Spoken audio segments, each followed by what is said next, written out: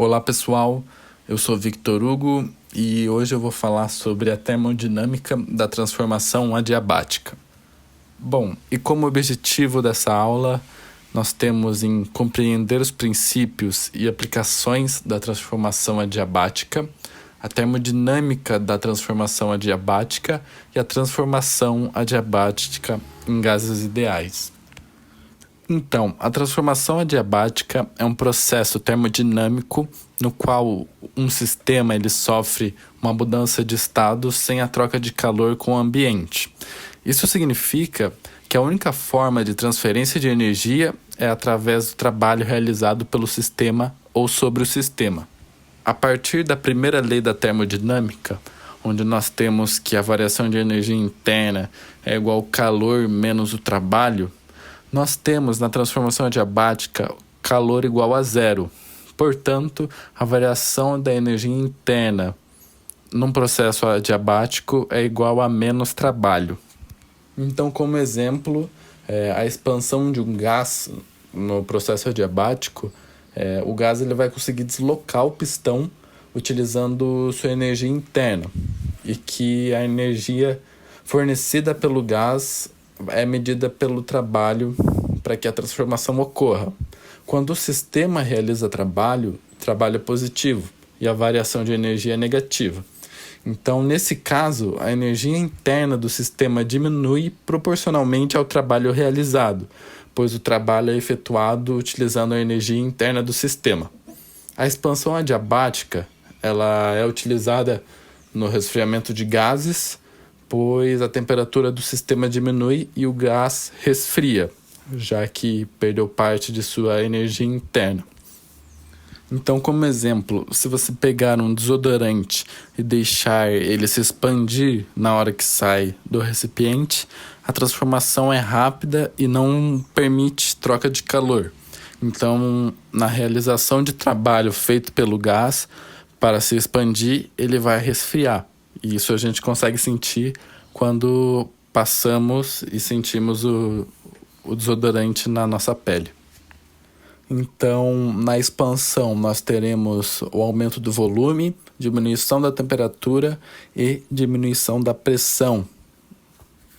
E agora, na compressão de um gás, na compressão adiabática, quando o sistema recebe trabalho, o trabalho é negativo e a variação de energia é positiva. Então, o pistão ele vai ser deslocado para baixo pelo meio da energia do meio externo. Nesse caso, a energia interna do sistema aumenta proporcionalmente ao trabalho recebido, pois o sistema está recebendo energia do meio externo.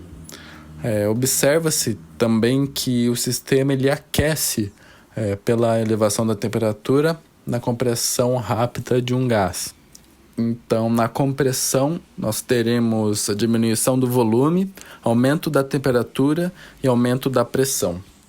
Então, como exemplo, ao pressionar uma seringa, a gente realiza uma compressão adiabática, aumentando a pressão e a temperatura do ar contido nela e diminuindo o volume. O diagrama na transformação adiabática é dado a partir da equação de Poisson, que é uma relação matemática considerada mais abrangente para um gás ideal em um processo adiabático. Então, ela é expressa por pressão vezes volume elevado a um expoente é igual constante. Essa equação ela é uma expressão mais geral, porque ela leva em consideração o índice adiabático, que está expresso como a letra gama, que também é conhecido como expoente de Poisson. E esse expoente pode variar com o tipo de gás. Essa equação é útil para entender o comportamento de gases ideais em processos adiabáticos, ou seja, processos que não há troca de calor com o ambiente. A relação permite modelar e prever mudanças no estado do gás durante as transformações. O expoente de Poisson é calculado pela razão entre os calores específicos com pressão e volume constantes. O valor do expoente de Poisson ele é maior que 1 e ele depende apenas da atomicidade do gás. Por exemplo, um gás monatômico, como por exemplo o hélio, ele tem um coeficiente igual a 1,7. Já um gás diatômico, por exemplo o oxigênio, tem um valor do expoente igual a 1,4. A gente precisa entender que durante um processo isotérmico, a equação pressão vezes volume igual a constante é válida. Ou seja, no processo isotérmico, nós teremos o gráfico de isotermas. Então, o gráfico das transformações adiabáticas, como o coeficiente de Poisson é maior que 1, o diagrama pressão e volume em transformações adiabáticas formam hipérboles. E a curva da transformação adiabática intercepta as curvas isotermas, que são as curvas que ocorrem quando um processo possui temperatura constante. E é o que corresponde esse gráfico. Então, nós temos no gráfico essa curva que está representada em verde, e nós percebemos que ela, por conta do expoente de Poisson, ela corta essas duas isotermas. Então, a curva de um processo adiabático possui uma inclinação maior em comparação às curvas isotermas. Então, a partir do gráfico, a gente consegue determinar que, vindo de um volume menor para um volume maior, esse aumento de volume aconteceu com que ocorra a redução de temperatura.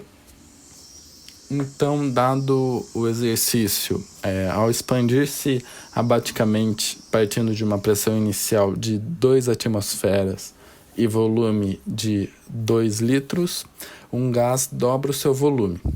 Determine a pressão final do gás utilizando o coeficiente de Poisson igual a 2. Bom, a partir da equação de Poisson, ela vai relacionar as grandezas de volume e pressão em uma transformação adiabática. Então, substituindo os dados do enunciado na equação, nós temos 2 vezes 2 elevado a 2 é igual a P2, que é quem a gente precisa, vezes 4 elevado a 2. Então, resolvendo essa equação, nós temos 8 igual a 16P2. Mandando o 16 dividindo, nós temos que P2 é igual a 0,5 atm. Então, era isso que eu queria apresentar para vocês. Espero que vocês tenham gostado. E qualquer dúvida, eu fico à disposição. Até a próxima.